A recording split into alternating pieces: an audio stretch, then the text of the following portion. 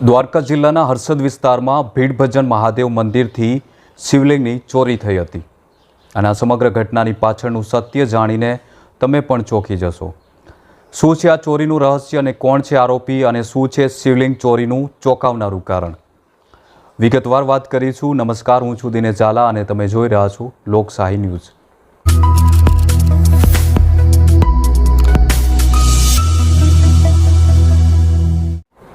25 ફેબ્રુઆરી 2025 તે દિવસ જ્યારે ભીડ ભજન મહાદેવ મંદિરમાંથી અજાણ્યા શખ્સોએ શિવલિંગની ચોરી કરી હતી।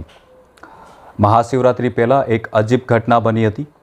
વહેલી સવારે 3 થી 5 વાગ્યાની વચ્ચે કેટલાક લોકો મંદિરમાં પ્રવેશી શિવલિંગ ચોરીને ત્યાંથી લઈ ગયા હતા। આ સમાચાર જાણતા જ ભક્તો અને લોકોએ ભારે આક્રોશ વ્યક્ત કર્યો હતો। પોલીસને તાત્કાલિક જાણ કરવામાં આવી હતી અને તપાસ શરૂ થઈ હતી। આ ઘટના બાદ દ્વારકા પોલીસ એક્શન મોડમાં આવી। દેવભૂમિ દ્વારકા જિલ્લાના એસપી અને રાજકોટ રેન્જ આઈજી અશોક કુમાર યાદવે આ કેસની ગંભીરતા સમજીને તાત્કાલિક તપાસના આદેશ આપ્યા। એલસીબી, એસઓજી અને સ્થાનિક પોલીસ સાથે મળીને એક વિશેષ ટીમ બનાવવામાં આવી। ટેકનિકલ સર્વેલન્સ અને હ્યુમન ઇન્ટેલિજન્સના આધારે પોલીસે 8 આરોપીને ઝડપી પાડવામાં આવ્યા, જેઓ હિંમતનગર તાલુકાના મેડીટીંબા ગામના રહેવાસી હતા।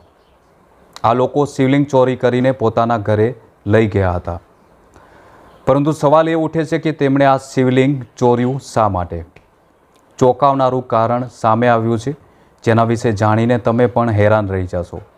આ ગુનાની પાછળ કોઈ લૂંટ, ધર્મવિરોધી કે તોડફોડ નહીં, પરંતુ અંધશ્રદ્ધાનું મોટું દળ હતું। આ ચોરીનો કિંગપિન હતો મહેન્દ્ર કુમાર ઉર્ફે રમેશ કરણસિંહ મકવાણા અને કારણ હતું એક સપનું।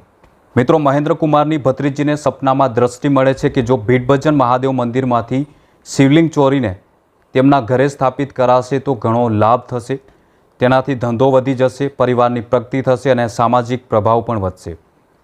અને બસ આ જ ભ્રમ અને અંધશ્રદ્ધાના કારણે તેમણે શિવલિંગ ચોરી કરવાનો પ્લાન ઘડી કાઢ્યો। મહેન્દ્ર કુમાર અને અન્ય આરોપી, જેમાં 8 પુરુષ અને 3 મહિલાઓ હતા, તેઓ મળીને સંપૂર્ણ કાવતરું રચ્યું।